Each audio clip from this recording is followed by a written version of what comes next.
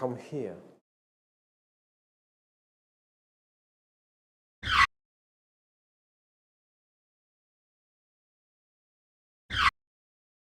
I'd like to tell you something really important. There are always crowds of people around us. All of them are in the hurry. They are busy with something. We also have our own business. We become a part of a society and try to solve our own problems, as well as the others do. Our life and life around us is literally boiling, but can we call this fast life? Do all that people really live? Do we really live? Have you ever noticed we stopped actually being present at the places we are attending? I'll try to explain what I mean now. About 2 years ago, I visited the Pink Floyd concert with my father. Almost 90% of the people at the place, instead of enjoying the music, having fun and relaxing, were recording videos non-stop. I really didn't get it. Was it so important for them to have a video in their collection which would have a horrible sound and a blurred picture? Do they want to prove someone with this video they have been on that concert? They will never watch it anyway. When I asked my father, who was filming too by the way, why he was doing it, he couldn't give me a clear answer. There's one more example. At the beginning of this fall, I decided to take St. Petersburg River's guided trip.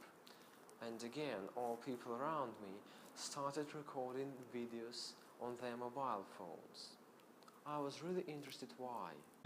Looking at the wall through the phone display, we miss more than half of our feelings. We stay attached to what we have recorded and we do not see the beauty around us. Finally, there is nothing left in our memories.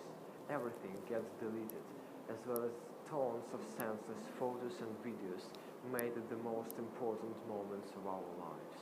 What is left is only emptiness and the bitter acknowledgement that we haven't really been at the places we visited. One more thing, I suppose, that doesn't let people live normally is the public opinion. Since the beginning of the centuries, people have lived as a society. And of course, society is one of the keys of human being survival. It prevents us from committing actions that may affect the future of the whole human population. But how on earth do they care about how I look like, what I eat, who I vote for, or what kind of religion I confess, and so on? Society intrudes into one's private life, trying to make it look more like what is considered to be normal. To majority, it is important to reduce the number of individualities. So can we, always being under pressure, live up to the hilt?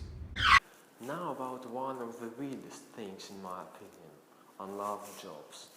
People do jobs they don't like to receive money they use to pay for a flat located near their workplace or for a car they own on loan.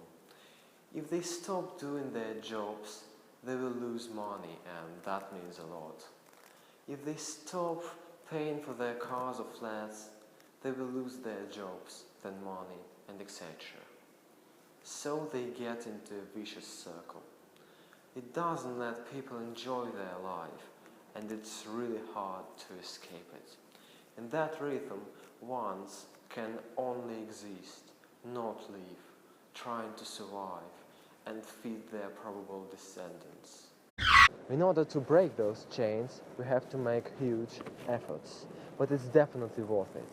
People who work not just for their survival, but for their pleasure are much happier than the others. Do what you like to do, and one day it will bring you enough money to live on it. So, what message am I trying to send? First of all, I want to tell you that your life is the only thing that really matters. Each of us has to live it exactly how he or she wants. Live, not just survive or exist. And secondly, to be able to live, you should not be afraid of taking a risk or making an effort. You should enjoy every possible experience to have nothing to regret in future. Don't waste your life. You've got only one.